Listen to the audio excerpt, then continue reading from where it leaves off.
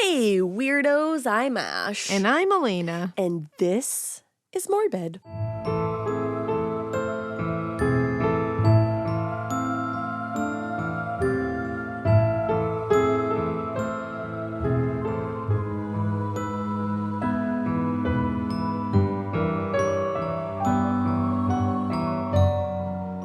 This is Morbid. It's almost Halloween, Halloween, Halloween. This is Halloween. Everybody make a scene. Pumpkins and stuff. Pumpkins and night. stuff. All right, hi. Hey, how was... How are you? How's everyone's almost Halloween? Good? Oh, good. I'm glad to hear it. I want to know what everyone's dressing up as. Oh my God, you are? You guys got to see what we dressed up as. Yes. Ahead of time. She was, if anybody was confused, Elena was Addison from Zombies 3. I was Alien Addison from Zombies 3. Not to be mistaken with cheerleader. Or almost werewolf Addison. So Although you should have been almost werewolf Addison. I 'cause would have. I like that. But I'm sure everybody can understand that I didn't choose that costume. No. My children chose it for me. And when they say, "Can you be this for Halloween?" you say, Yep. And then they asked John to be Zed from Halloween. So we were Alien Addison and Zombie Zed. You guys looked great when you walked in. Thanks. I was dying. And the kids are all from Zombies as well. I think we got a Willa, the werewolf. We got Eliza, the zombie. But then. And then my littlest one, we all know, is on a whole different planet on her own. She's not on her. She is half Willa the werewolf. Yep. Half. Remy, my Split cat. down the middle. And the other half is Remy, Ash's cat. And she could not wait to show Remy, my cat. Very excited to show Remy the cat that He she was half approved. her. But yeah, it turned out really well. So we were a zombies family and also half a Remy the cat. Yeah, of course. I was just Miss Piggy and Drew was Kermie. You guys slayed it. Thank you. I'm so upset because I ordered a prosthetic nose. I was telling Elena, and because I wanted to go like full fledged, and I Yeah. wanted to like glue down my eyebrows. Oh, man. and like put the makeup like higher. Oh, jeez. And I didn't have time to do my hair. It was hard because I You looked hosted. great. Thank you. I hosted, so I made all the food, Yeah, when you're hosting, it's hard to go all out with the Yeah. costume. and my prosthetic never came. I know that sucks. I know. It's gonna like, get delivered, and I'm gonna be like, okay, I don't need this anymore. It's gonna get delivered like 2 weeks after Halloween, and you're just gonna show up one day as Miss Piggy I mean, to record. Imagine. We're just gonna be like, "Hey, girl." I'm just like, Yeah. See, I wanted to be something scary, but not this year. there's always next year. They're getting more into like spooky shit. They are. So, whatever the- they request. And like we were saying, there's only so many years that your Yeah. kids are in this like goofy, excited, like into everything, go all out stage, especially for Halloween costumes. And it's like, if they ask me to be something, I'm going to be it until they don't course. ask me to be something anymore. Like it's just like, I'm going to at least hold on to this for as long as I can. Yeah, you gotta. But it'll be a sad day when they're like, "Mom, we're going out with our friends for Halloween." And I'm going to say, "No." But then you can come trick or treating with me and my That's kids. true. Because they'll be like younger. That's very true. So it'll be fine. I We'll like have it. every stage of life at some point. I love that. Yeah. I love that. That was deep. We'll That have every was. stage of life at some point. I just meant like in kids. But Yeah. but then you could double that as like, we'll all hit every stage in life at some point. Wow, Ash has crossed over. Listen, I was up late last night. My coffee hit and then it unhit. She had like a time release coffee this morning I that just did. hit like 2 hours later. I did. And then suddenly she was just bouncing off the wall singing that It Girl song from You TikTok. guys, that song, I feel like it was written like to me. It was. Not because I'm the it girl, just No, because you- like it's so fucking good. I love that you're like, I'm not the It Girl. Well, I'm not being like, I feel like it was written about me. that okay? song she had me in mind when That she wrote song, It Girl, I think it was about Ash Kell. it. Oh my God, Pretty imagine. sure. No, I just meant Imagine. like, imagine. Oh, Wow, I'm intolerable today. I love you today. I love you all days. Oh my God, thank you. Today you're funny. That was so nice. Today I'm funny. You're never funny any other day. What, you little bitch? It Little went from so biatch. sweet to like, fuck you. That checks. The other day when I was like, you need me, and you were like, okay. I was like, shut up. All right. I'm not talking about this anymore. Elena loves me a lot. I do. it's only infrequently that she bullies me. Yeah, only infrequently, but it happens. Of course it does. I mean, I bully you too. Infrequently during the day. I told Elena today no ghost at the wedding, and you would have thought that I shot the woman. I bullied her. Yeah. I didn't actually. No, you didn't bully me. No, I didn't. I was like, I bullied you. Then I was like, wait, no, I didn't. All right. Well, we should probably get on with things because we're sorry, just guys. nonsensical today. Did you eat a lot of candy yesterday?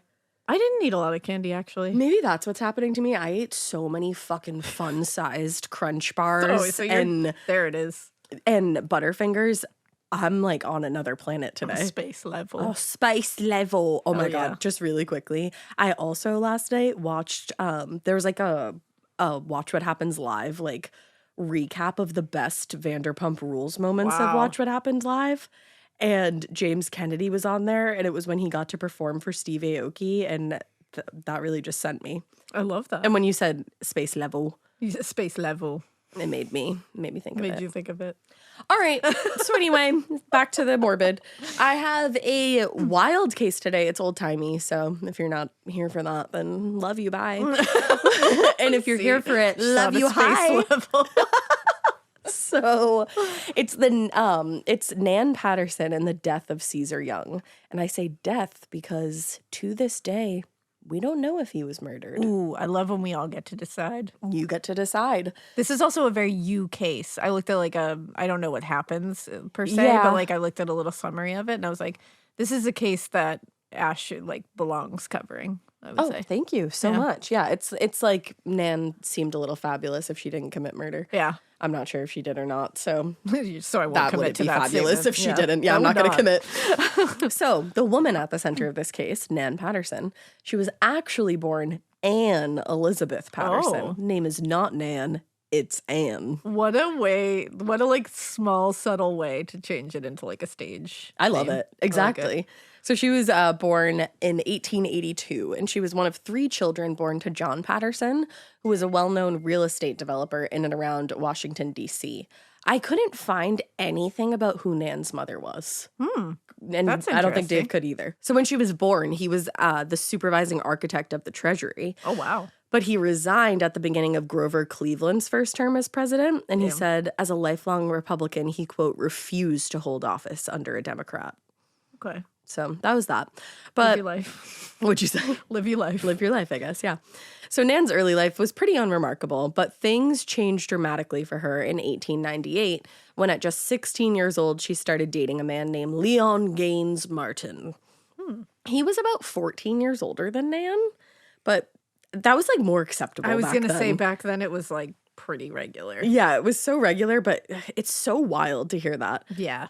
Now, they met in Baltimore, and after just 1 year together, they actually ended up getting married. Nan was 17, and Leon ended up taking a job with the San Francisco Railroad, which meant they now had to move from New York across the country to California. So as a young, now married woman in her later teens, Nan, she was still interested in doing the things that most people her age were interested in. She liked fashion, she liked theater, she liked just like girly shit. So being in California with the fashion and the theater was like being at the center of the cultural universe, and she was fucking stoked over it. But Leon, on the other hand, married life wasn't really what he had expected. Okay. Yeah, the first few months in San Francisco, they were happy, but it didn't take long for their relationship to start crumbling.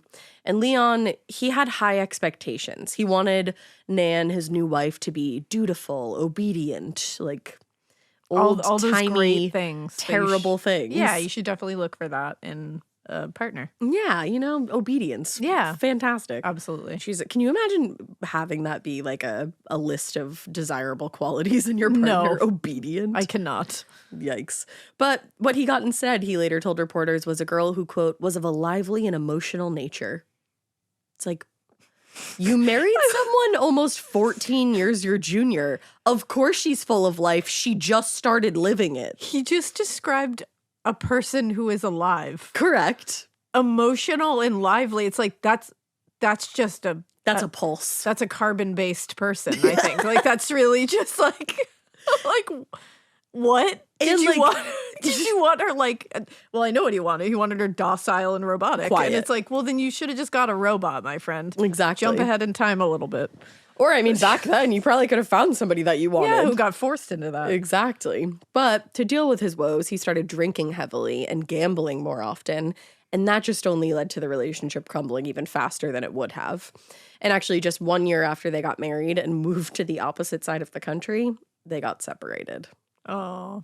Yeah. Now, years later, they did end up divorcing, and Nan cited desertion and failure to provide as the reason for the divorce, which, like, knife. Yeah. That hurts. Now, Leon challenged her assertion, telling the judge his wife, quote, had the stage fever and became inordinately fond of dress that he could not afford to give her the luxury she wanted. She had the stage fever. She had the stage fever and she liked to dress nice. I love that that's just a reason for divorce. She got that stage fever. Oh, back then it was. Actresses back then were looked so down upon. It's crazy. Yeah, you get that stage fever. It's like a completely alternate universe to what we're used to now. I know. Because like we hold like actors and like actresses on pedestals and not back then. Mm-hmm. But what a douche. So now that and moving on. Now that she wasn't able to rely on her husband for financial support, in 1901, she auditioned for the Florodora Girls. They were a traveling troupe of chorus girls born out of the late 19th century stage play Florodora. I always feel like I'm saying it wrong, but I did Google it and it's Florodora. Oh, look at that. It sounds cute. It is. And it's cute, but it's also problematic because as a rule, all Florodora girls had to be exactly 5'4", and they had to weigh 130 pounds. Wow. That slims down the applicant pool. Sure does. And they also had to be they had to, quote, personify the ultimate and feminine beauty. Which, that's a lot. This sounds so healthy. Yeah, totally. Yeah. Now, as a member of the Florodora Girls Sextet, Nan toured the country as Nan Rudolph. That was her stage name. Ooh. And they got to travel. They performed everywhere from California to Georgia to New York. And she did that from the summer of 1901 until the spring of 1902. And when she went back in California around April or May of 1902, she started living with her sister Julia in San Francisco. And it is around that time that she met a young man named Ceasar Young. Oh, who, as we know, recognize that name, ultimately dies. Now, Ceasar had been born in Surrey, England in 1867, and he'd come to the United States in 1890 as a poor amateur athlete. And in the 10 or so years before he met Nan, he actually had amassed a fortune buying and selling racehorses, and also earned himself a reputation as a gambler, bookmaker, and notable quote-unquote man about town. Man about town. Imagine that's your occupation, man about town. Just a man about town. I'm just a man about this town. Just about town, yeah. I'm about this town. I like that. Now, as a horse trader, Ceasar traveled around the country buying and selling horses, and he was on his way to California in the fall of 1902 when he met Nan on the train. Now, a New York prosecutor would tell a jury in 1904, that, quote, Young was a man who exercised a singularly great influence on women, and he was himself easily susceptible to women. So given that, easily susceptible to women, I was really hoping you would repeat that quote. Easily susceptible to women, like we're like an illness. All right. So given that, Ceasar was immediately taken with the beautiful and vivacious Nan on the train. Of course. So much so that they literally couldn't even wait for the train to reach California before, shall we say, getting to know each other more intimately. Oh, consummating their friendship? Consummating their acquaintanceship? Their meeting. Their meeting? Literally. Their introduction. So these motherfuckers like locked eyes on the train. He was like, you're hot. She was like, you're hot. So they got off in Chicago instead of going all the way to California. Wow. And they had a little afternoon tryst in a hotel. Damn, folks. Got a hotel, fucked, got back on the train in Chicago, and then went back to California. Just hot people doing hot things. That is the definition of hot girl shit. That is hot girl shit. That is what shit. Meg had in mind when she wrote the song. Getting off a train to fuck a man that you think is hot and then go back on the train to finish your journey. Go do your business, you know? Like, damn. Wow. Obsessed. All right. So when Ceasar and Nan got back on the train in Chicago, they registered as Mr. and Mrs. Francis Thomas Young. But there was a little bit of a problem. Caesar was already married to a woman in New York. Oh, not hot girl shit. Who was fully expecting to join him in California. Hot girl shit erased. Yeah. And also, this depends on how you look at things, Nan was not officially divorced yet. She was separated, but not divorced. All right. So I don't, personally at least, I don't see an issue on her end. But it's like, you know, guys, you're separated, but he has a lady. But I see an issue on Caesar's end because at that point, I don't know if he had been honest with Nan about the wife. Eventually he is, and I didn't love that. So in the 2 years that followed, Nan and Caesar carried on their affair with a little regard for secrecy, and they just spent time together whenever they could. After Caesar's death, many papers noted that, quote, it would have been useless for him to deny that he was infatuated with the woman. Oh, no. It's like, man, you're married. Yeah. In fact, he was so infatuated with Nan that even the idea of her being married to another man, regardless of the specifics of that marriage, proved intolerable. In less than a year into their relationship, Caesar ended up paying for Nan's divorce from Leon. And on April 30th, 1903, she became a single woman again. Wow. But it's like, he just expedited that shit. You can't deal with the fact that she's married to someone, but you're married to someone. What if she doesn't like that? Yeah, that's not good. You get to have your cake and eat it too, sir? Absolutely. So with Caesar's work allowing him to travel often and his investments in California needing him to spend quite a bit of time in and around San Francisco and Nan living there, they had plenty of opportunities to see each other. And despite Caesar being more than a decade older than Nan, they carried on like lovers in their early 20s. They would spend evenings at restaurants in Sacramento, cafes in Los Angeles. They were just living the high life. Living, laughing, and loving. All the way. But it's not cute because he has a wife. Yeah. So according to the district attorney, Caesar was a heavy drinker and, quote, would frequently at the track drink 30 glasses of beer. And every morning he would have 3 or 4 drinks of brandy with breakfast. Okay. So you're starting your day off with 3 glasses of brandy, and then you go to the track and have 30 glasses of beer? The red flags are flagging. 30? That's a lot. 30? That's a lot. That's insane. Some might say too much. So meanwhile, Caesar's wife, Margaret, ended up finding out about the affair, and she had been doing her best to ignore her husband's infidelity. Aww. But by the spring of 1904, after almost 2 years of the affair, she'd grown pretty tired of his bullshit. Yeah. And she decided, no, I'm not going to tolerate this. No way. And in March of 1904, Caesar and Nan took a trip to Berkeley and then went on to Los Angeles to attend the races at Santa Anita Park. But Margaret caught wind of their plans, and she sent Caesar's business partner, John Millen, to LA to track down her husband and his mistress as she made her own way to LA. She was like, you go before me. I'm going to figure out some affairs as we figure out this actual affair. You go ahead and track them down, and I'll be on my way soon. Nothing is better than catching someone in the act. Yup. When you know that it's happening. I've never had that happen, but I can only imagine that would just be like... Because it's just confirmation. Yeah, and it's one of those things because during that whole, when that stuff is happening, you're convincing yourself that you're like losing it and that it's you being overly paranoid, and they convince you that you're being overly paranoid. So red-handed is just like, haha, chef's kiss. And basically that's pretty much what happened because... So John Millen makes his way, and eventually Millen finds Caesar and Nan staying at a Turkish bathhouse in LA, and he calls Margaret and tells her where they are, and she goes to the baths to confront them. Oh, girl. Incredible. So she did not give a shit about the onlookers, and once she found Caesar, she directly and loudly confronted him, demanding he end the affair with Nan right then and there.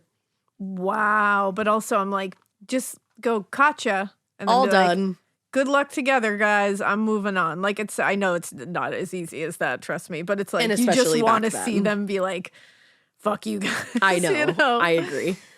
So Caesar, he agreed reluctantly, and he instructed John Millen to take Nan to the station, give her $800 in cash, and put her on a train to New York. Wow. So long, sister. Just discarded like Here's trash. Some cash, bye. Like, how shitty is that? That's really like... And that would just make you feel so yucky. Yeah, it's like dehumanizing. Yeah. So Millen did as he was instructed, but Margaret's attempt to end her husband's affair was ultimately unsuccessful. You don't say. Just weeks after agreeing to end his relationship, Ceasar and Nan started seeing each other again. Of course. With the same disregard for secrecy they'd shown the first time around. Yeah. Now, completely outraged at this point, Margaret Young again demanded her husband end this relationship. And again, he agreed. Okay, we gotta stop, guys. It's a roller coaster. We gotta stop. And this time he insisted that, quote, he would spend as much time in travel as would be required to kill his infatuation. Oh, okay. Another red flag here. Yeah, I'm Just totally having to going to end actively. it, but I'm going to travel a lot. I'm gonna to travel end a it. lot to stop my infatuation with this other woman. And like, you're going to travel a lot, meaning you're going gonna to be be away away from from you. home. So it's unclear whether Ceasar had genuinely intended to end what was clearly an obsessive relationship with Nan Patterson. Yeah, at and, this point. and honestly, it's an asshole move. It is. People can die and still be assholes when they lived. Like, that is just the real. Yeah, like maybe This he is wasn't an asshole move. all the time, but this is an asshole But this move. particular thing, we can all agree, is not cool. Thank you. But at the very least, at this point, he was committed enough to the idea of ending the relationship that he agreed to spend the summer traveling around Europe with Margaret. Okay. And the two were scheduled to depart from New York on a White Star ocean liner on the morning of June 4th, 1904. White Star, isn't that the Titanic line? Oh my God, is it? Is it? I think it might Can be. you Google that quickly? I think it's like White Star Line. I think you might be right. Yeah, operated by White Star Line, Wow. the Titanic. That's on another level. That's really wild. And what year was this? 1904. 1904. Wow. So 1912, I think it was. The Titanic. Wow, that's crazy. That's just interesting. So they were probably like building the Titanic at that point. That's wild. Holy shit. Well, they don't end up on the going on it. They don't flash forward to the future. Well, and they don't end up going on this ocean liner. Oh, okay. So yes, they were scheduled to depart on a White Star ocean liner the morning of June 4th, 1904. But of course, Ceasar felt that he had to see Nan one last time before he left for the summer. You know, continue to have his cake and eat it too. Oh, boy. So on the evening before, the evening of June 3rd, Nan did agree to meet Ceasar at this place called Flannery. It's a restaurant in Lower Manhattan. And they had dinner and champagne. And they had certainly hoped to be alone, but they ended up being joined that evening by Ceasar's brother-in-law, so Margaret's brother, William Luce, who insisted on accompanying Ceasar to the meeting, but agreed to sit at an adjacent table. So is he there as like a chaperone? I believe so. This is a strange scenario. It is a strange scenario. It's unclear to me if Margaret sent her brother to watch them or if maybe Ceasar and the brother were just the brother-in-law were just close. And he was like, I want to make sure you don't fuck my sister over. And like, I'll do you this solid so you can say bye to your girl. This is messy, all very messy. Yeah, it's very messy. It's giving Real No matter Housewives. what way it's going, it's messy. Yeah, it's bad. So, he sat at the adjacent table and accompanied them on their date. And according to the owner of Flannery, Ceasar and Nan seemed to be discussing their relationship, at first calmly, but after a few drinks, the conversation ended up getting heated. And Ceasar insisted he was leaving and the relationship must come to an end. He told Nan, I have loved you and I do love you now, but I will travel until I forget you. I will stay abroad a year if necessary.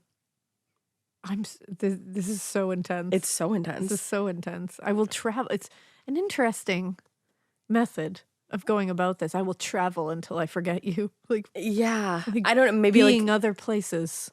Like, it's just a strange method. I guess maybe being places where they hadn't been together. Yeah. Kind like, of thing. Maybe because I'm like, distance makes the heart grow fonder, I thought. It So does. this doesn't seem like it's going to work. Maybe it's just the idea of like, I Putting won't run distance into between you us. kind Yeah. of thing. I don't know.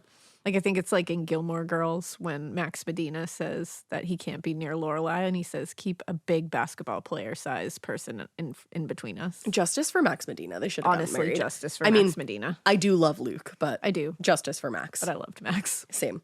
But before parting ways that evening, Ceasar did agree to meet with Nan one last time the next morning before leaving for the pier. So he is literally getting on a fucking, like, I don't know, it's probably a yacht with his wife and is like, this is the last time I'm going to see you, Nan. I'm just going to meet my mistress one more time. Actually, just kidding. I'm going to see you the morning before I leave. Like, This is a lot.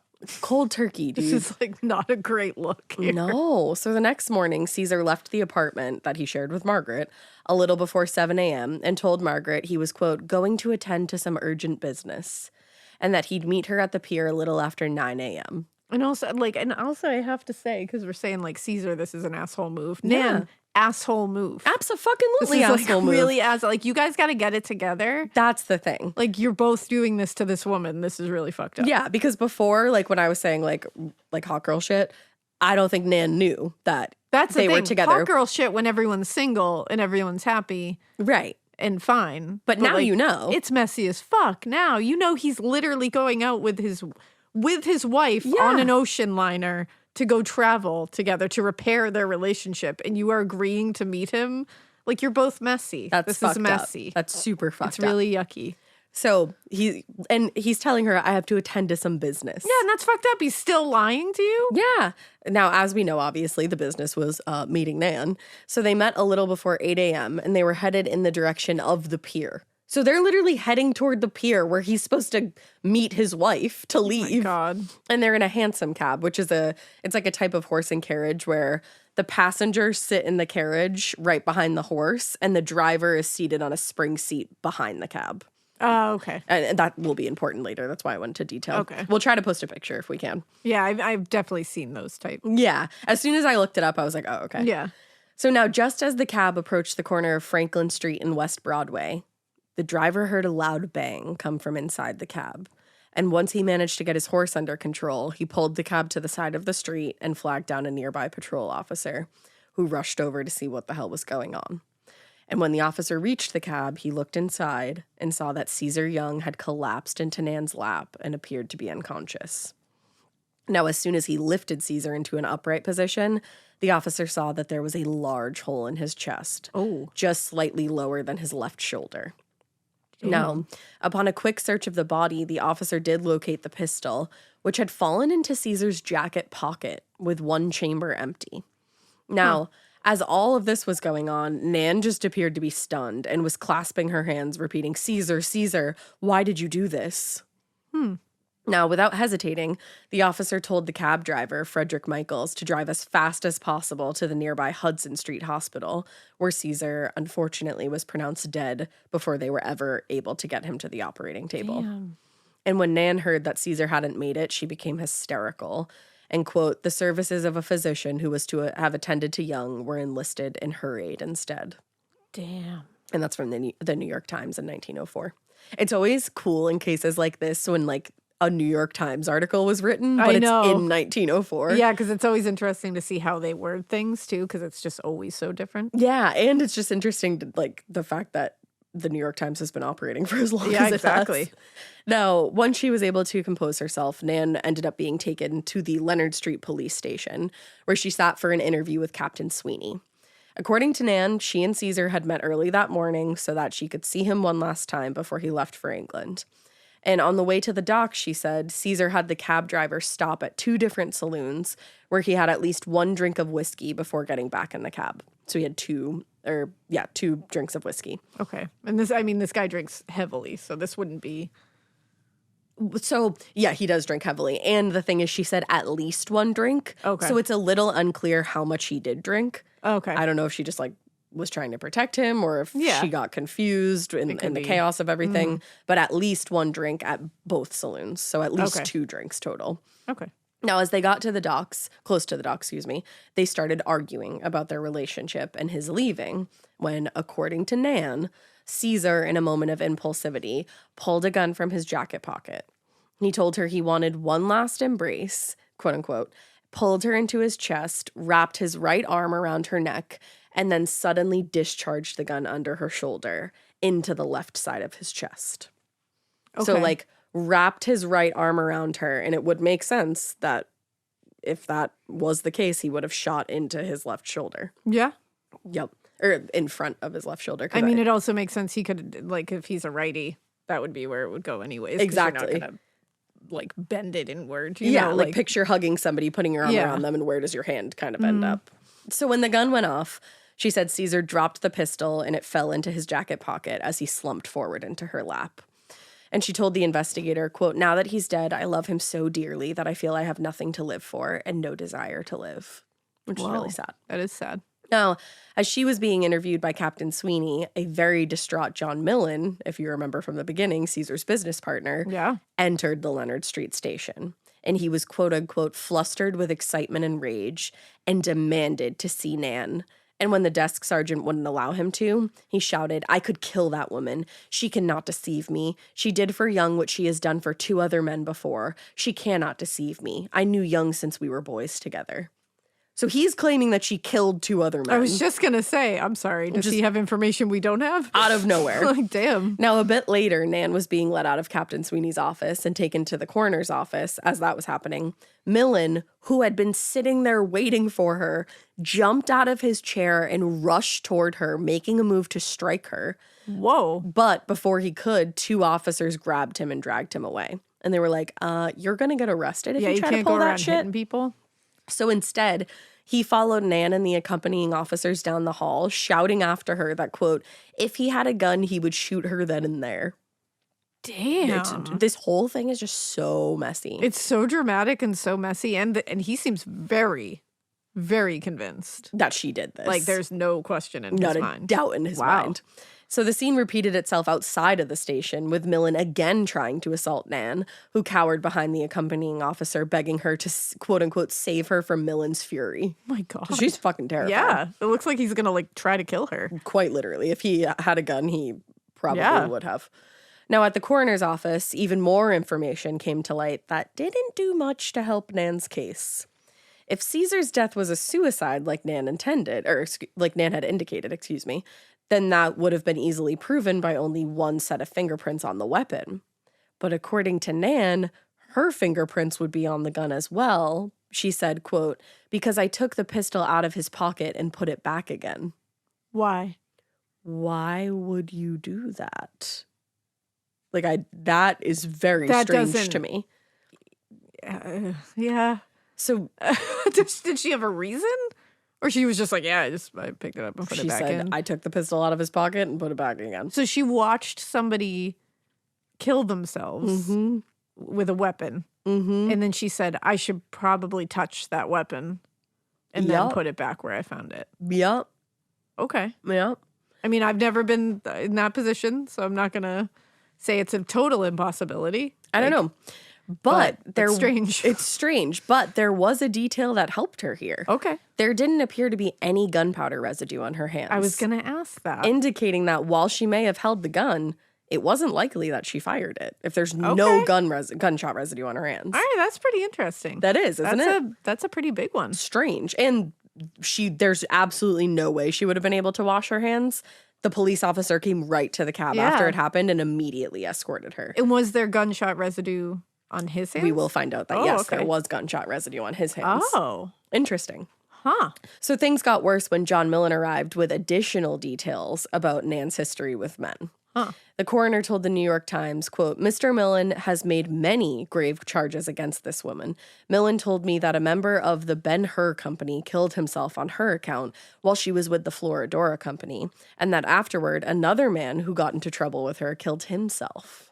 Huh. Now, Millen's claims of Nan suspiciously driving other men to suicide were entirely unsubstantiated. Okay, because I was going to say, do we have, proof of this? They were never, ever determined to be anything more than rumor. Oh, okay. So there wasn't even, proof that this had even happened. Literally no proof whatsoever. Yeah. But still, his comments started a classist, misogynistic rumor mill that would not only persist through the investigation and trials, but also influence their outcome in a big way.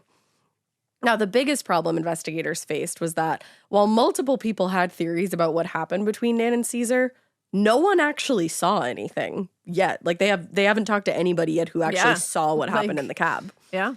The cab driver told police he never heard any argument and was only aware of the problem when he heard the gun go off. Up until that point, he was like, I was just driving the fucking cab. Yeah, he was just paying attention to what was in front of him. Yeah, I didn't hear anything.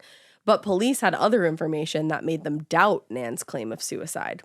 Captain Sweeney told the press, quote, "It looks to me like murder. Our information includes several letters of a threatening nature, which were sent to Young, supposedly at the insistence of this woman." Uh-oh. So he's saying that Caesar was getting all these threatening letters before, maybe not from Nan, but she urged somebody to write him these letters. Oh, we're getting a little messier here. We're getting a little loosey-goosey with these. We're getting real messy. Like, she didn't write them, but she told someone to. And it's like... It's also like, how are you going to prove that? Exactly. And fun fact, they don't. But please know that this will remain messy all the way through. Okay. Up until the very end. And then we will get no resolution. Quite literally none. I also can't stop saying quite literally because of Austin from Southern Charm, and I'm sorry about it. Quite literally. Literally, Madison. It's so bad. So anyways, Captain Sweeney wouldn't say what information was in the letters at that point, but reporters quickly learned that they had been sent from the address of Mrs. J. Morgan Smith, Nan's sister, who she had lived with. Oh. And they indicated Nan was, quote, greatly wrought up on Young's account, and that she, Mrs. Smith, would not be responsible for what would happen if he ever tried to desert her sister. I mean, whoa. I know. That just feels like just sisterly, like. And also, I don't think anyone ever even saw the letters. Yeah, like, so it was they're just like, being like, I heard. Yeah. That this letter was written by this lady and that it said this. And it's like, can you show me it? And they're like, no. Exactly. But I did hear it. Because that's enough. That's the thing. This is reporters being like, I found out that it was sent from this address. And back then, a source close to me says this. And it's like, what source? And they're like, I'm not going to tell you. Exactly. And we know, even like with the Jack the Ripper case, they put random shit in there all the time that hadn't happened. Yeah. So, but according to Captain Sweeney, there were about 3 letters written to Ceasar, all vaguely threatening in nature, and Nan claimed to know nothing about them. Okay. She was like, I didn't tell anybody to write shit. She could be lying. She could be telling the truth. I don't know. So after the autopsy was completed, the coroner released his finding that the cause of death was a hemorrhage of the lung from a bullet that entered the body, quote, just below the left shoulder between the first and second ribs, piercing the apex of the left lung. Wow. Like, what a way to go. Damn. Now, given all the unanswered questions, Nan was taken into custody and held in a cell, at the Tombs City Prison. Imagine having to go to the Tombs. Well, and it's also like, if she really was just in this cab with this man and he gave her a hug and shot himself in the lung. That's horrible.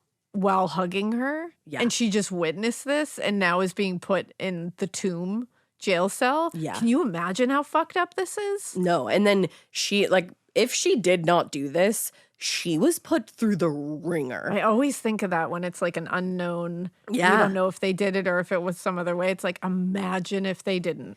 And it's really shitty because, like, obviously back then, women weren't trusted. No. Like, you couldn't say, like, on my word as a woman, you know? Like, nobody gave a shit about you, unfortunately. No, and honestly, that's where my stance on the death penalty started to shift. Really? During the creation of this entire podcast, this whole show. It was like people started talking to me more about it, and the more I thought about it, the more I was like, wow.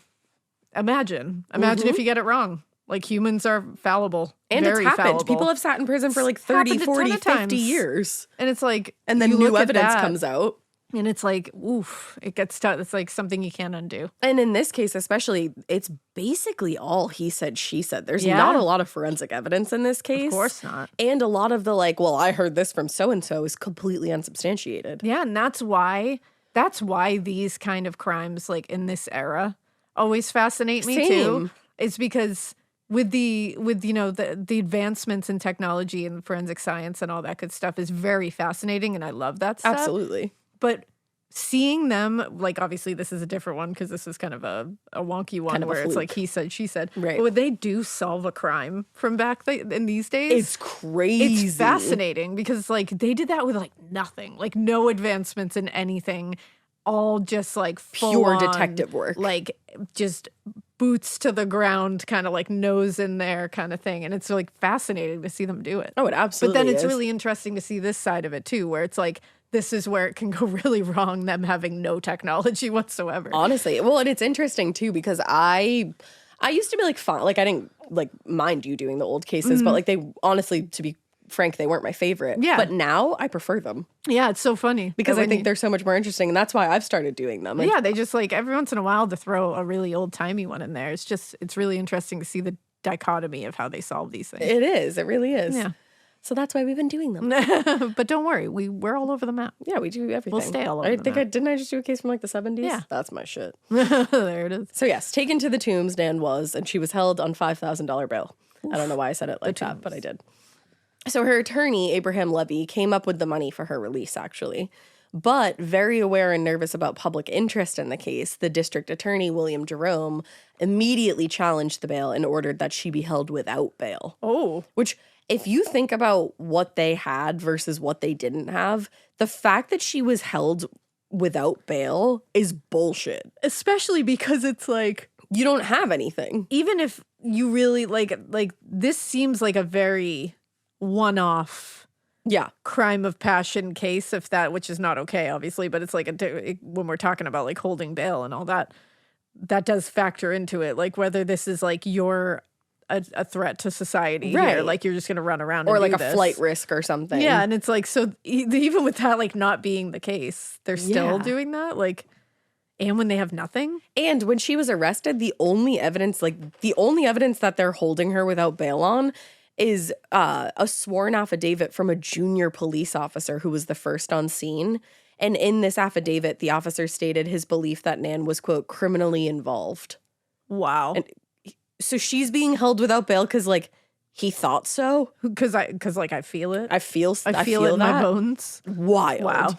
Now, despite that being the only quote-unquote evidence, investigators and the district attorney's office pressed forward as though Nan were guilty. Wow. Less than a week after the shooting, the district attorney there, William Jerome, brought the case to a grand jury with 2 surprise witnesses he said he hoped would secure him an indictment. Ooh. A man who claimed to have witnessed the shooting and the owner of the pawn shop where the pistol was purchased. Oh, damn.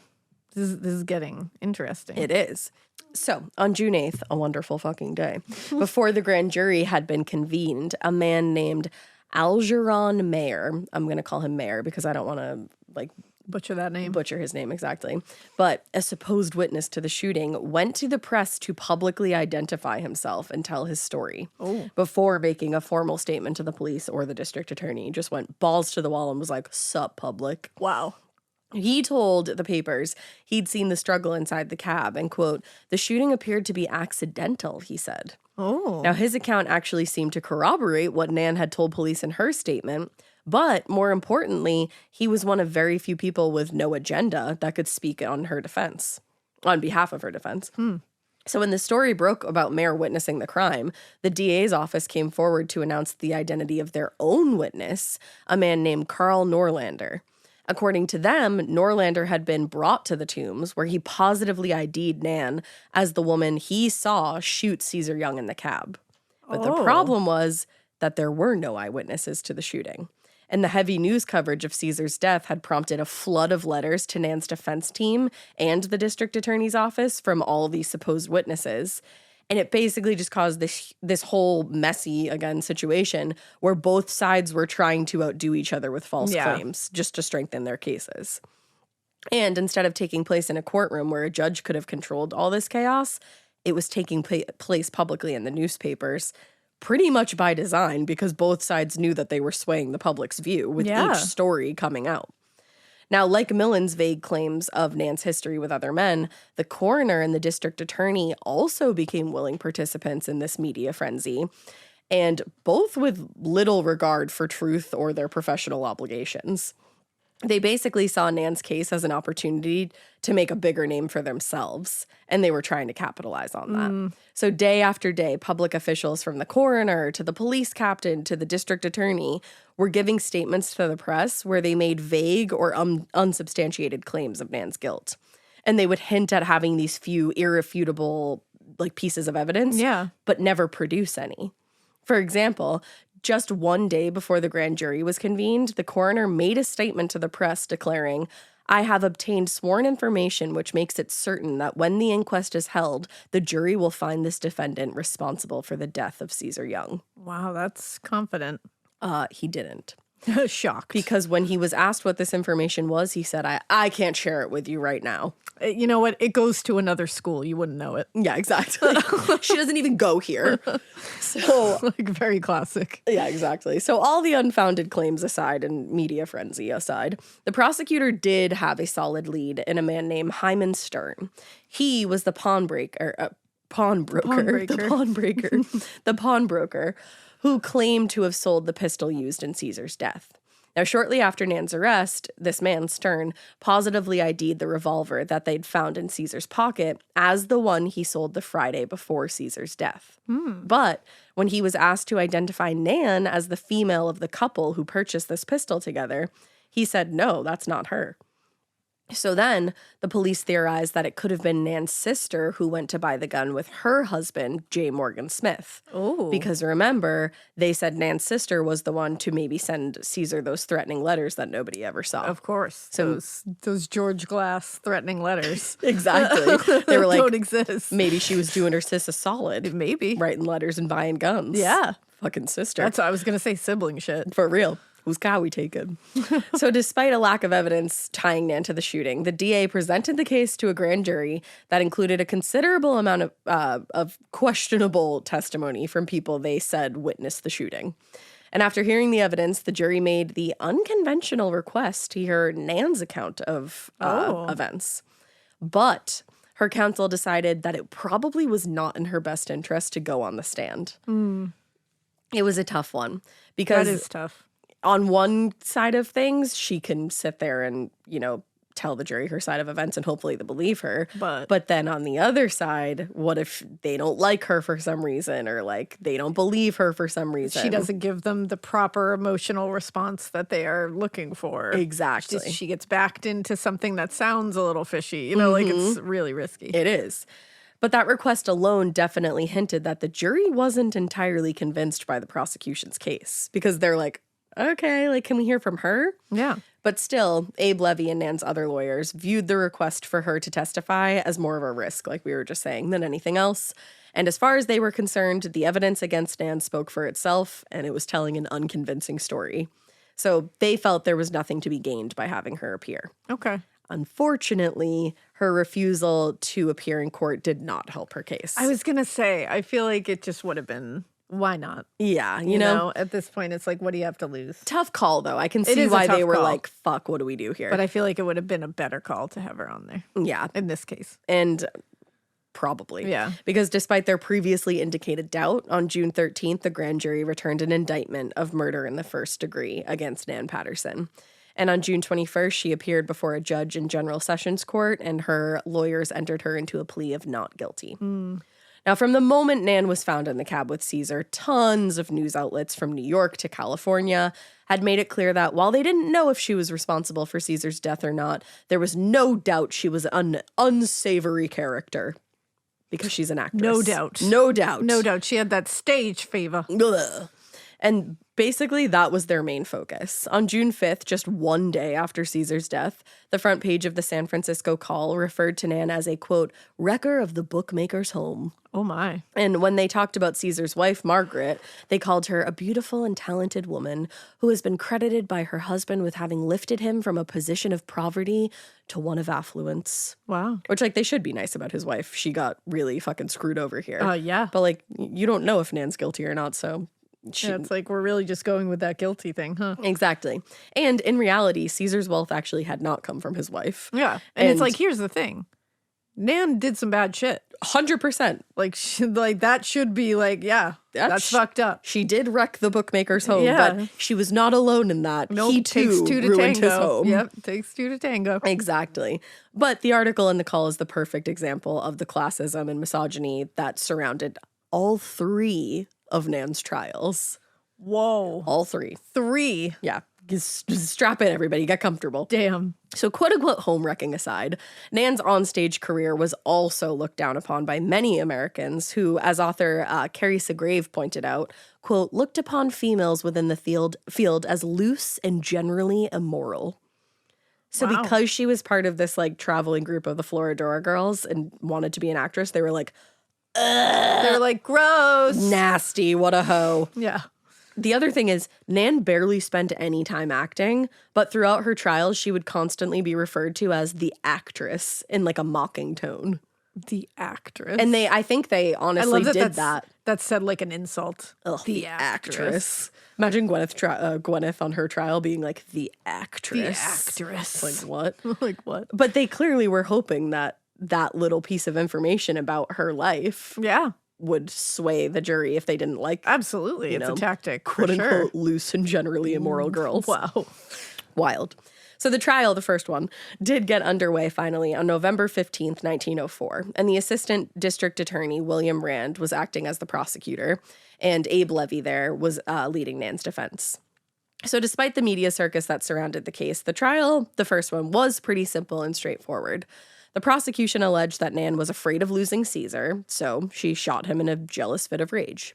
The assistant DA told the jury, "We will show you that the wound which brought about his death could not have been self-inflicted, and that the weapon which was used could not have been purchased by him or have belonged to him." Now, at the time of the trial, Nan's sister and brother-in-law, the Smiths, who the prosecution believed had purchased the gun that killed Ceasar, they hadn't been located, so they weren't able to be subpoenaed. Damn. But nevertheless, the district attorney made a show of calling the pawnbroker. Why do I keep saying pawnbroker? I don't know. I don't know at all. It's funny, though. It is funny. You're welcome. It's the pawnbroker, Hyman Stern. The district attorney made a show of calling him to the stand so that they could show him photos of the Smiths, and they were hoping he'd be able to confirm that they were the people who bought the gun the night before the shooting. Okay. But what the jury didn't know was that Stern had already seen pictures of the couple and told the district attorney he did not recognize either of those people as the buyer of the pistol.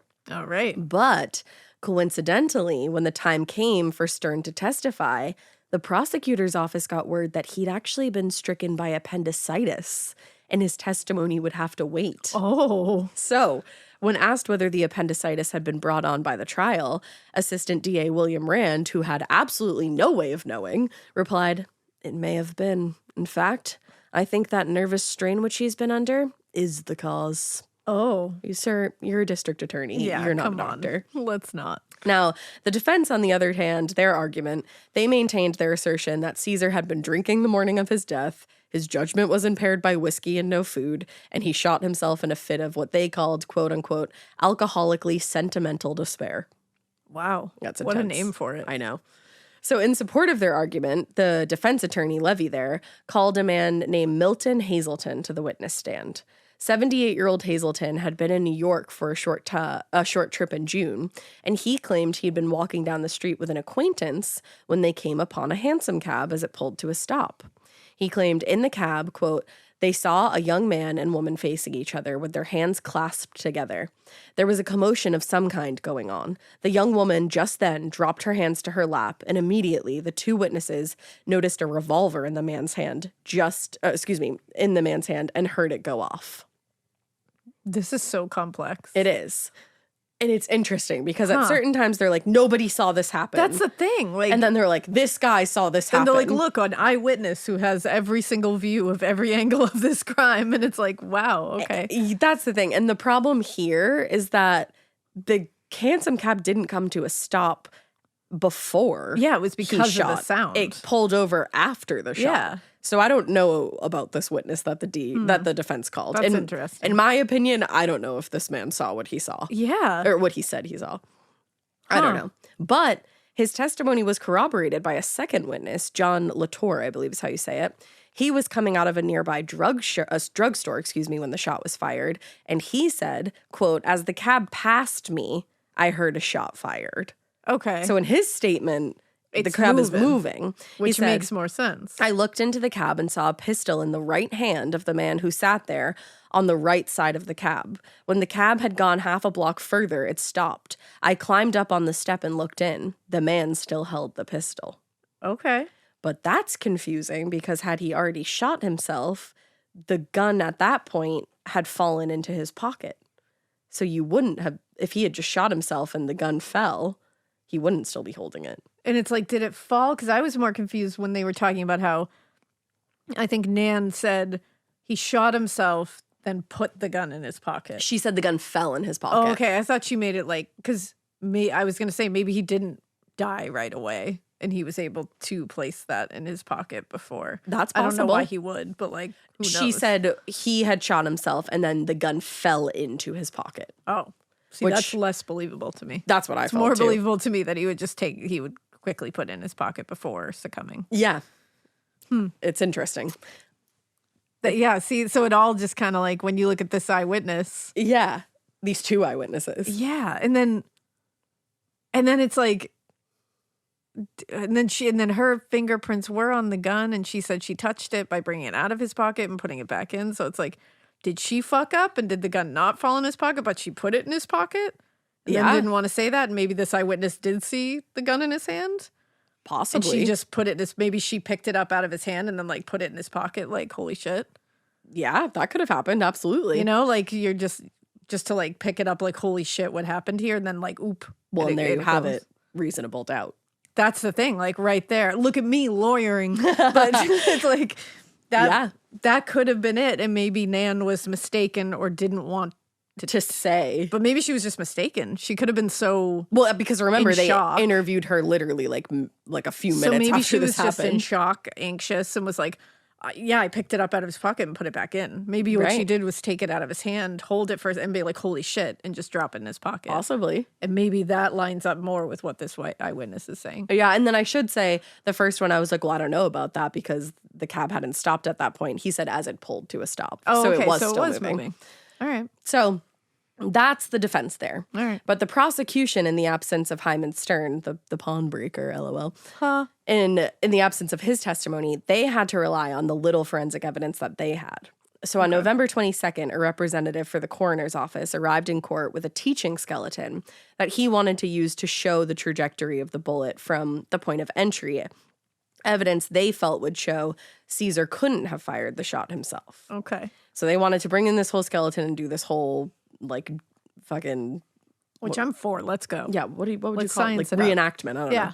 But Nan's attorney, Levy, immediately objected to the skeleton, quote, on the ground that the skeleton was that of a man smaller than the bookmaker of whose murder his client is accused. So he was saying that skeleton is smaller than Ceasar, so it won't be accurate. Which, I mean, yeah. If you want to do it, get a skeleton that's the same size as him. Yeah, if you're going to do it. I mean, I'm do sure it right. Yeah. Now, the judge actually overruled the objection and allowed the presentation, that's the word I was looking for, the presentation to continue. There you go. But later, even the press would admit that the coroner's demonstration, quote, did not settle the question whether the wound, which was fatal to Young, could have been self-inflicted. Yeah. So they went to the trouble of doing this entire presentation, and it honestly just seemed to confuse people more than anything.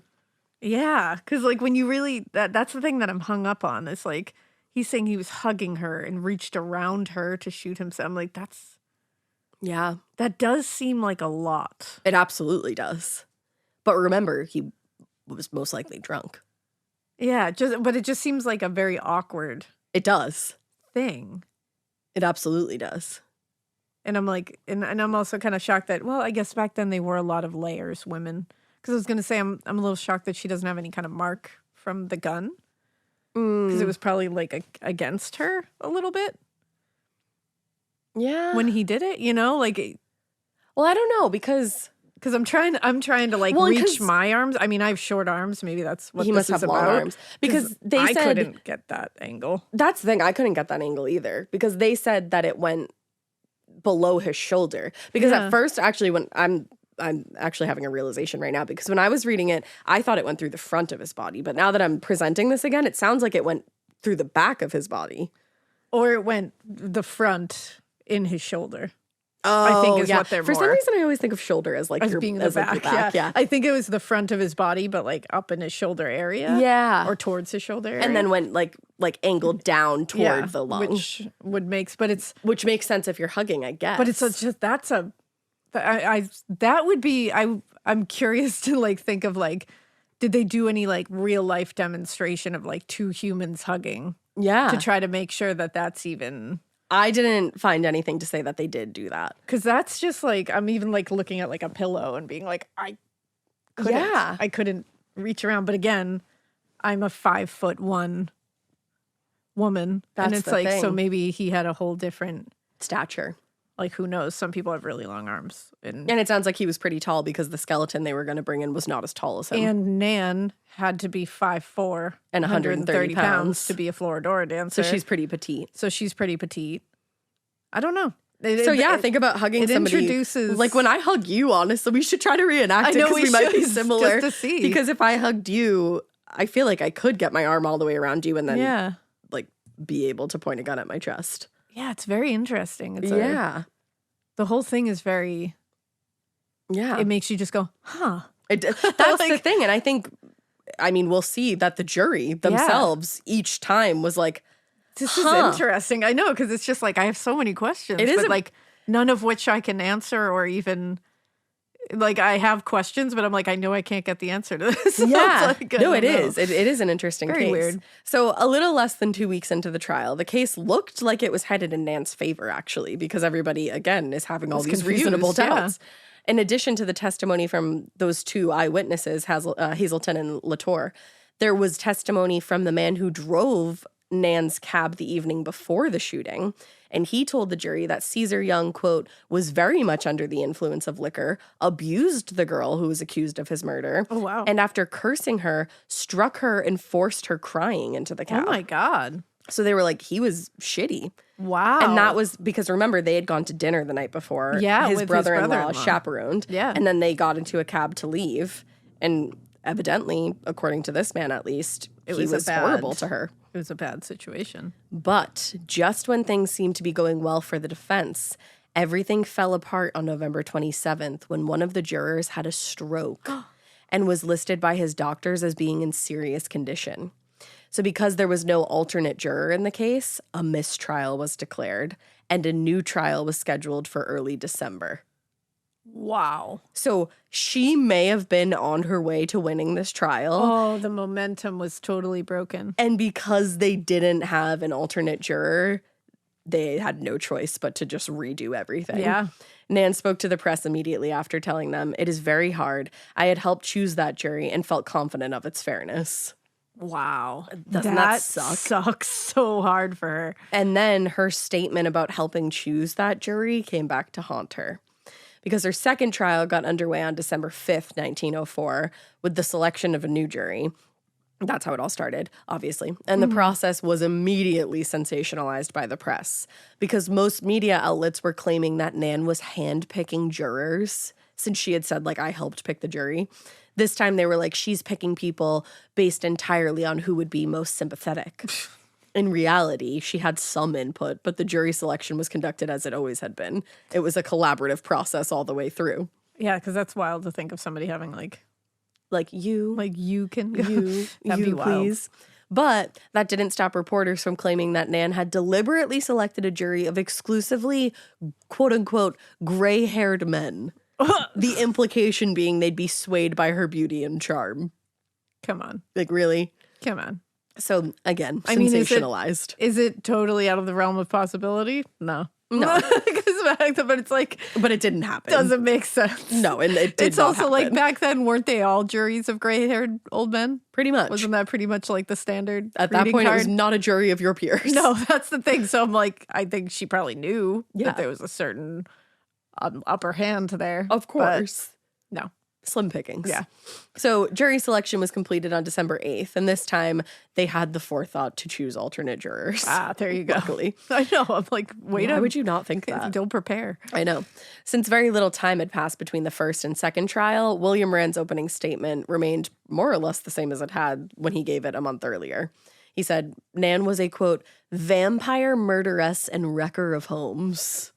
Damn. Murderess. Those are some giant labels. Vampire. A vampire. Like, wow. That came out of left field. Yep. And he said Ceasar had bluntly, in no uncertain terms, explained he was leaving, the relationship was over. Nan was enraged by this rejection and the jealousy of Ceasar's wife, so she shot him with the revolver that was purchased at the pawn shop by her sister and her brother-in-law the previous evening. Damn. Wow. So one of the first witnesses called was a man named Frederick Michaels, who was the cab driver who drove Nan and Ceasar's cab that morning. In his previous testimony, he told the jury, due to his position behind the cab, he didn't see anything that happened. And this time, he reiterated his story in surprisingly less detail than the previous month, which caused a lot of people in the courtroom to speculate that he had suffered some kind of memory loss since his last court appearance. Mm-hmm. Actually, after he'd been questioned by the defense and prosecution, one of the jurors chimed in and was like, do you think you can remember where you were born? Because he seemed that confused. Wow. And he paused for a moment and then said, in New York. But he's like, you know what? He did have to think about it. No, so that was interesting. People were a little bit confused about Yeah. that. And a few days into the trial, Assistant DA Rand caused a whole ass stir in the courtroom when during his questioning of Captain Sweeney, he attempted, without any evidence, to establish Nan's sister and her husband as co-conspirators in the shooting. Wow. He implied that the Smiths were fugitives and that they had failed to appear in court for questioning, with the implication being that if the Smiths were innocent and played no role in the death, why would they have fled? Because they couldn't be located at that point. And it's like they didn't flee. It's like you can't just introduce that to the, like, yeah, you can't just say they fled without any proof that they fled or were just gone. no, there was none. Yeah. And before Sweeney, Captain Sweeney, who was on the stand at that point, could respond, Abe Levy, the defense attorney, objected, and the jury was excused while both sides made their arguments and tried to figure this whole thing out.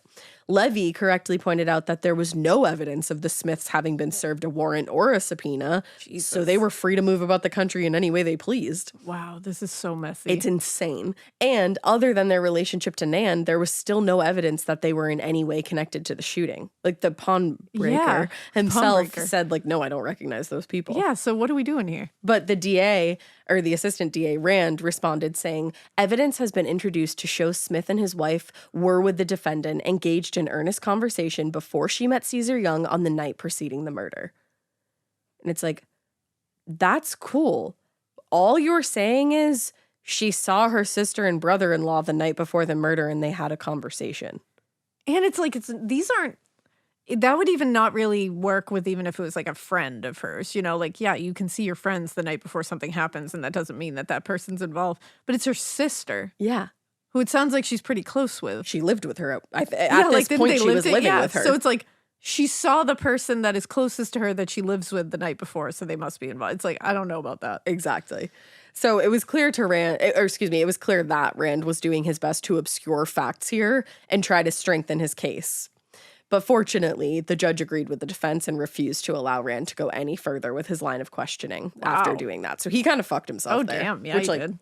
I mean, it's like, oop. You shouldn't be able to lie like that, so I'm glad. But things got worse for him later that afternoon when the pawnbroker, Hyman Stern, ended up taking the stand he had recovered. Now, as we know, the prosecution had really been amping up his testimony and being like, this is going to be like the ticket to prosecuting her or to getting a guilty here. They were making it seem like this whole thing could be done with his testimony. Now, when he was finally on the stand, their assertions of a conspiracy were quickly falling apart. Not only was the jury informed that he had failed to identify Smith or his wife in the photos, but now he was even more vague.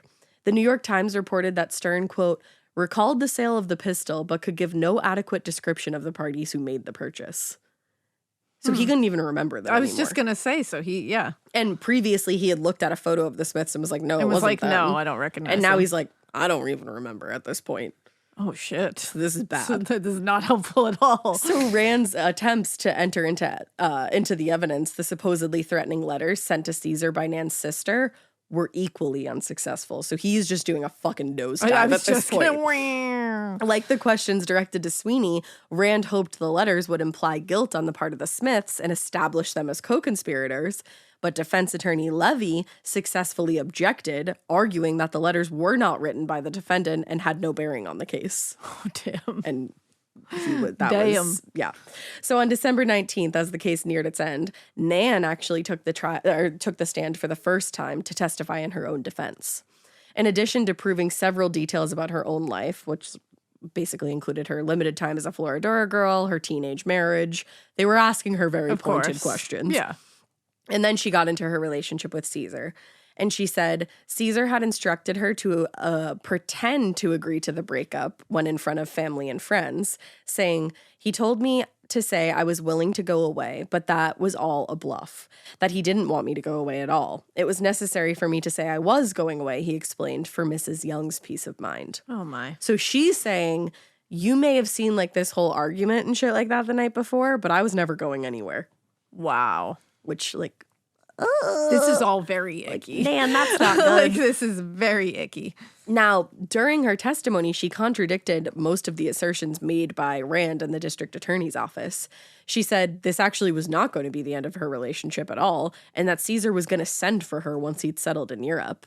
And then she said she had no idea that her sister had written any letters to Ceasar, and she definitely didn't tell her to. Ooh. And most importantly, she said, I was not in the pawn shop the night before the shooting, and I did not ask my sister or my brother-in-law to purchase any gun for me. I didn't need one. Oh, man. Then she explained to the jury that on the morning of the shooting, Ceasar had picked her up at her hotel. She agreed to go with him, but she actually had no idea where they were going. And she said Ceasar was disappointed at having to leave her, but insisted that she would join him, quote, after things had quieted down and Miss Young had forgotten me. And then Nan told Ceasar she still loved him, but she didn't think she could uproot her life and leave to Europe. And at that point, Ceasar got irrationally upset. And she said he asked, do you really mean that, Nan? I've lost a lot of money, and now I'm going to lose my girl. Oh, boy. And she said after Ceasar pushed back, she relented and agreed to join him in Europe a short time later.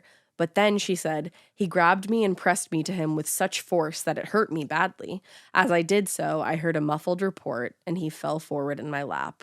I saw no pistol. He half rose again, and I began to scold him, not realizing what had happened. Then he fell forward again, and I couldn't attract his attention. What the fuck? That's what I wanted to hear, was exactly how this went down, and I'm even more confused now. That's the thing. So basically, she's saying the whole plan was that I was going to join him in Europe. He picked me up the next morning. I didn't know where we were going. I kind of thought we were just meeting one last time. Yeah. And then I told him, I don't know if I can uproot my whole entire life and go to Europe. We fought a little bit about it. I relented, and then he shot himself. Okay. Which is a little confusing, because if she relented and was like, okay, I'll go, and then he shot himself, that doesn't make a lot of sense. Yeah. But he's drunk, so maybe he misheard her and still thought she wasn't into this whole idea. Yeah. Or maybe didn't believe her when she was like, no, never mind, I'll go with you. Yeah, maybe. And he's about to leave and go to Europe. Yeah. I'm very confused. There's not one part of me that knows what happened here. I can tell you that. Nobody knows. So Certainly not me. No. So Nan's accounts of the events before and after Ceasar's shooting, they had remained consistent from the moment she was arrested. But this was the first time most people heard this version of the story, because the press had always presented the death as either a murder or a suicide, and the prosecution had always maintained their belief that there was no way it was anything but murder. Mm-hmm. And in the press, Nan was presented as this low-class homewrecker whose immoral behavior had either directly or indirectly caused the death of a man she claimed to love. But frankly, no one ever considered the death could be an accident, because they just looked at Nan and saw what they wanted to see. That's very true. And now she's sitting here saying, maybe it was an accident. Like, I don't know. I know. I'm like, was he trying to shoot her? Maybe. In like maybe trying to shoot her in the back? I don't know. I'm not going to lodge that allegation at him, but I'm just saying, like, this. It's just a question. There's a gun. Yeah. A gun went off in there. And he's upset with her. And there's three possibilities. They had a fight. Yep. It's either there was going to be a murder-suicide situation. Mm-hmm. That he did it to himself via that hug. Yep. Or she did it to him. Yeah. Because I don't think it would have just been that he would shoot her and then move on with his life. I think if that was the case that it was supposed to be, then it would be a murder-suicide situation. That is what it sounds like. Yeah. Do you think possibly he was trying to shoot her and like thought the bullet would go through her and into him because they were hugging? That would be pretty risky. Yeah. I don't know. There's like, this is just such a confusing, a tiny space. Yeah. Two people and a gun. That's the thing, because it's just nobody, like these people can claim they saw it, and but who they're knows, in maybe an they enclosed did. Space. But exactly. And it's small. Like, there's not a lot of room in here. It's not like somebody stood somewhere and we can get a trajectory that way. It's like, this is a very confusing situation. And a very confusing spot to be shot in. Yeah. Too. Because it's not like, you know, I mean, it's graphic, but it's not like it's in the head or the mouth or something like that you would expect. Yeah, it's like below the shoulder. Because that's not even a real surefire thing. No. And what if it failed? What are you doing now? Who knows? Maybe he wasn't aiming for that specific area, because remember, he's drunk. Yeah. I don't know. It's just, again, is nobody knows. This is very bizarre. It is. So In Assistant DA Rand's closing arguments, he told the jury, "I give her credit for all her cleverness, and I accord my recognition to the people who got up to the story she told. But actress as she is, stony-hearted, cruel, avenging adventuress, I say to you that the tales she would have you all believe would not carry conviction in the mind of a child." Wow. He was very theatrical. Theatrical, David. So after 11 hours of deliberation in the second trial now, the jury foreman reported to the judge that they were hopelessly deadlocked, with 10 in favor of acquittal and just 2 in favor of conviction. Honestly, it makes sense to me that there would be It does, because it's so confusing. I have no idea what happened in that car, and I could not tell you either way. Nobody does. And that's a lot of responsibility, too, to be like, I think we should acquit her, but fuck, what if she did do this? That's the thing. Or I think we should convict her, but fuck, what if she didn't do this? So the judge in the case, Vernon Davis, reminded the jury of their duty and asked that they return to deliberation and try again. But they returned a little over an hour later, saying they had deadlocked and now they saw no way forward. Damn. And after talking with the jury foreman, Judge Davis returned to the bench and told the assembled crowd, quote, "I have been informed that the jury stood for 6 for acquittal and 6 for conviction." Wow. Now, under those circumstances, he had no choice but to declare a mistrial. And once that was declared, Rand went out and very publicly declared his intent to proceed with a third trial. Jeez. So this is wild. It's just so long, and it's like it gets more confusing as we go. Every single time. We're not clearing a damn thing up as we go through these trials. And we won't. No. So unlike the brief period between the first and second trials, there was an almost 4-month gap between the second and third trial, during which William Jerome and the district attorney's office did literally everything they could do to continue pushing Nan's guilt in the press. They really used the press to their advantage here. Just one day after the second mistrial, Christmas Day, Rand and Jerome called a press conference to announce their intention to pursue the third trial. And despite proving herself no flight risk or potential threat to the community, Jerome told reporters, "Under the circumstances, I will oppose to the release of Nan Patterson on bail in any amount," which that was a move he hoped would emphasize her guilt. Of course, yeah. It's like, she hasn't done anything. She's just been sitting in jail. And you're not, really? Come on. Now, when the final trial did finally begin on April 18th, 1905, Rand and the district attorney's office were pushing for a jury of all married men, thinking they would be less inclined to be swayed by Nan's charm and beauty. And in the time between the second and third trials, the Smiths, Nan's sister and brother-in-law, had actually filed suit against Jerome in the district attorney's office, alleging slander and harassment. Whoa. And noting that on the advice of their attorney, they stayed away from the case altogether. They had never actually been subpoenaed for anything, and their attorney was like, just don't touch that with a 10-foot pole. Damn, so I don't blame them. Now, in addition to that, Rand claimed to have come into possession of these letters sent by the Smiths to Ceasar Young, but refused to produce them in court or hand them over to the Smiths' lawyer, which is literally just another example of him having no real evidence in a crime, but making vague and dramatic allusions to the press. Yeah. And it's like, you're sitting there in a legit court case under oath saying you have these letters, but no one has seen them. And it's like, just produce them, man. Yeah. Produce them if you have them. You don't have them. Exactly. So now that is a whole separate piece. And while the Smiths lawyers argued with the district attorney's office, Nan's criminal trial proceeded as expected. In most ways, the third trial was exactly like the other two. Yeah. Same witnesses giving the same testimony. But this time, the defense had committed more time to the analysis of the coroner's report and produced their own expert witness who claimed to the jury that the trajectory of the bullet entering under the left shoulder at a downward trajectory God, would have been consistent with Nan's story of an accidental shooting.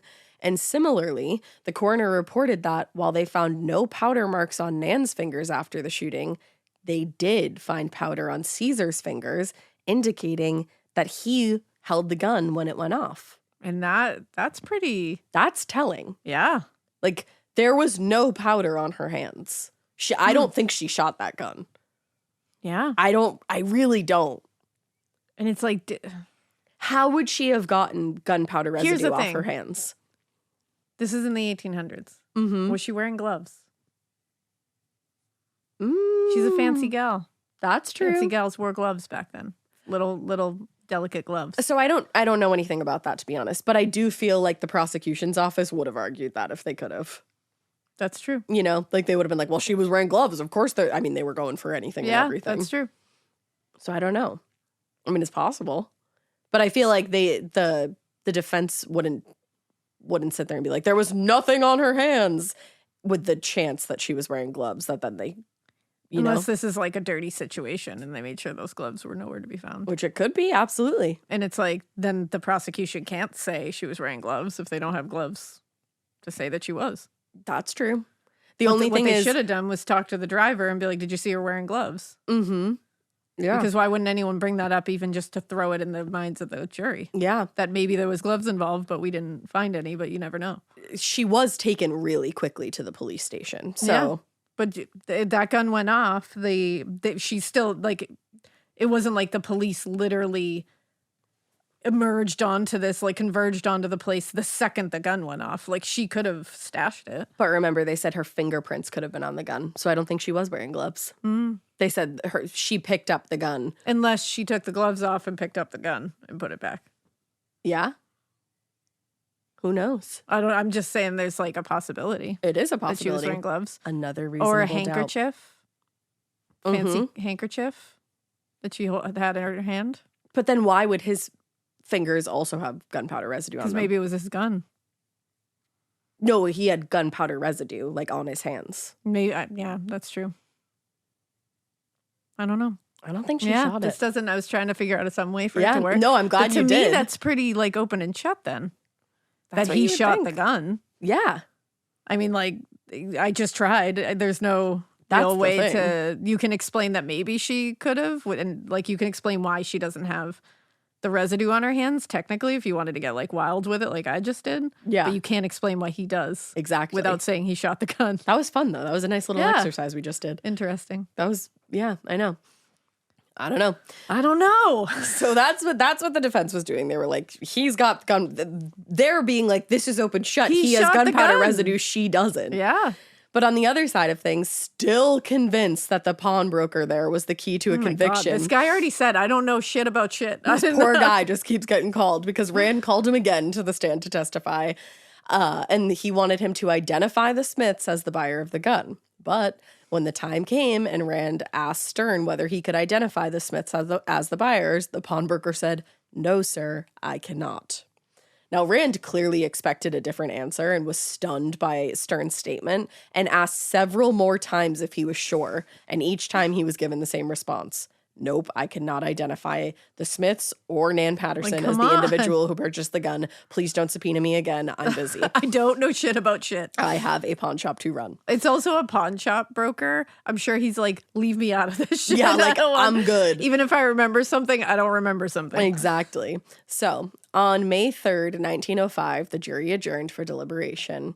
And much like the previous trial, they emerged at 2:30 a.m. to report that they were deadlocked. Oh my God. The court recorder stressed to the foreman that after 3 trials and considerable effort, there was a lot riding on a unanimous verdict, either guilty or innocent, but like fucking something figure has it to out. Happen. But the foreman insisted there was no hope. And a short time later, all of the relevant parties were brought back into the courtroom, where the foreman was formally asked whether the jury had reached a verdict, and he said, "We have not." Oh my Lord. I am convinced that there is no hope of an agreement. No. And I am also convinced of that. And with that, a third mistrial was declared. But this time, even Assistant District Attorney there, Rand, admitted a 4th trial was highly unlikely. Ugh. So on May 12th, 1905, after 3 exhausting trials, Nan Patterson was released from the Tombs and allowed to leave New York a free woman. But she had spent over a year in jail, close to 2. And despite having essentially lost the case, William Jerome, the district attorney, held a press conference in an attempt to save face. He told reporters there was unanimity in the jury room on 3 points: that J. Morgan Smith bought the pistol from the pawnbroker Stern, that Nan Patterson took the pistol into the cab with her, and that Ceasar Young did not commit suicide. Wow. Like, that's not true, because if there had been unanimity, you wouldn't be sitting here right now saying that. Like, shut up. Yeah. So following the mistrial and her eventual release, Nan returned to her parents' home in Washington, D.C. And in a wild fucking twist of events, in September of 1905, she remarried her former husband, Leon Gaines Martin. Shut the fuck up. And just faded out of the spotlight into obscurity. What? But not surprisingly, the marriage did not last long, even the second time around. And they divorced, with Nan getting married for a third time in 1910, this time to a man named Captain Sumner Scott. And they lived outside of Seattle until her death in 1947 at the age of 65. Wow. And nobody knows whether or not she killed Ceasar young. Wow. Except now that we've gone through this, I kind of feel like she didn't. I kind of feel like she didn't either. Because why would there be gun residue on his hands? That's what I can't get past. I can't get past that. Yeah. If neither one of them had it on their hands, I'd be like, Different all right, well, story. some shit went down here, and I'd be more likely to be like, she might have worn gloves. I think the thing is, it's just like a very strange scenario. Yeah. Like, you don't, I've never heard of another case like this. And there's like motive. Absolutely. There's so all the motive in the world. I think that's where it gets shady and hairy, is like, you can sit there and go, but you know what? I like kind of like, I could see why like this motive is here. But then you look at the very few facts. That's the other thing. There's so little evidence here of anything. And where you can say there's motive for murder, you can also say there's motive for him to end his life. He had just lost a ton of money, according to Nan at least. And he was losing his side piece. Yeah. And she wasn't willing to go to Europe with him. And maybe he was knowing that, he has fucked over his wife so many times. It's going to be a tough road back to redemption for him. And he has to go to Europe and try to forget about and try to fix the relationship while trying to forget about the person that he is claiming he loves. Yeah. So, and then he was drunk. Yep. What a strange fucking tale. A tale. And whatever happened here, it's really sad. Thank you to Dave, because Dave is the one that found this one. So oh, man. It was interesting. That's really wild. Yeah, I'll be interested to see what people think. That was one way or the other. I'm very interested to see. My feeling is that he shot that gun. Yeah. But I can't tell you anything further than that. I don't know how. Because that's the thing. I'm almost positive he shot that gun because of the gunpowder residue. That's me too. And I just don't know if he meant to kill himself, or if he meant to kill Nan, or if he meant to kill both of them. I just don't know. I don't know. But what a story, huh? That's a wild tale. And with that, we hope you keep listening. And we hope you keep it weird. But not so weird that you lie about a bunch of stuff in the press, because, like, ew, that's annoying.